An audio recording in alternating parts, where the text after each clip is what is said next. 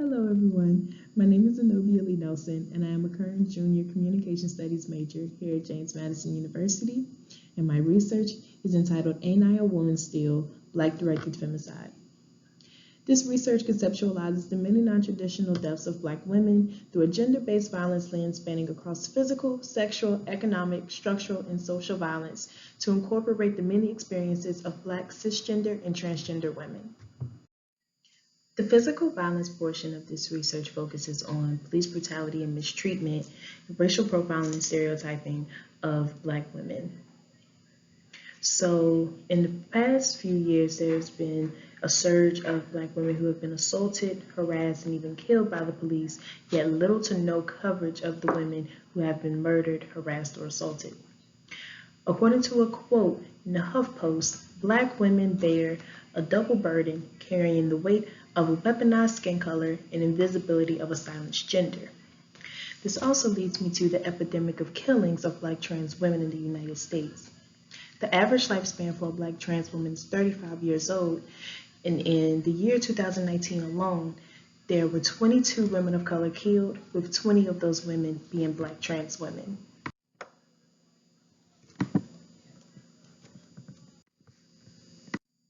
The sexual violence portion of this research focuses on the sex trafficking crisis, along with trans women engaging in sex work. Within the last 5 years, there's been a dramatic increase in Black girls and women going missing, and with the rising number of sex trafficking and sex slavery increasing. So once again, the Black women's space is being compromised, leaving her vulnerable. According to the FBI, 40% of victims of sex trafficking are African American, and 59% of all juvenile prostitution arrests involved African Americans. For sex work, trans women are oftentimes subjected to discrimination in the workplace, which then leads to them to turn to sex work. 23% of Black transgender women were physically or sexually assaulted by police because they were perceived to be transgender, and on top of that, engaging in prostitution. With such numbers, there is now the new revolution to decriminalize sex work and to implement policies that further protect the lives of women and even men engaging in sex work. The economic violence portion of this research focuses on the position that Black women hold in the economic world.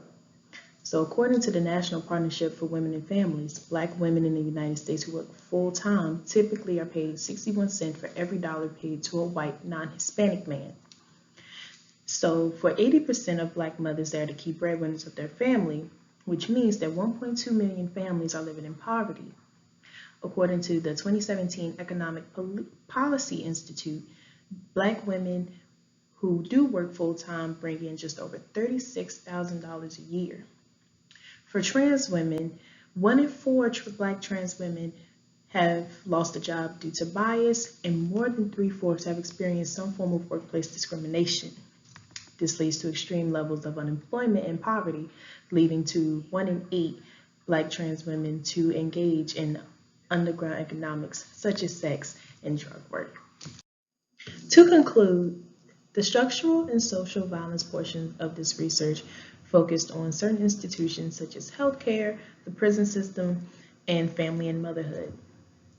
For the healthcare portion, I focused primarily on the infant mortality rate and how Black women and Black babies are disproportionately affected by a lack of urgency in the healthcare system. For the prison system, I focused primarily on the disproportional rates of Black trans women and their experiences in prison, how they are oftentimes located in male prisons, having a blatant disregarding for their gender identity, and their access to hormonal treatments, whether in male or female prisons. Going into family and motherhood, I focused on how the conceptualization of motherhood is binded to a woman's identity and not separated, and oftentimes how Black motherhood is conceptualized by societal views.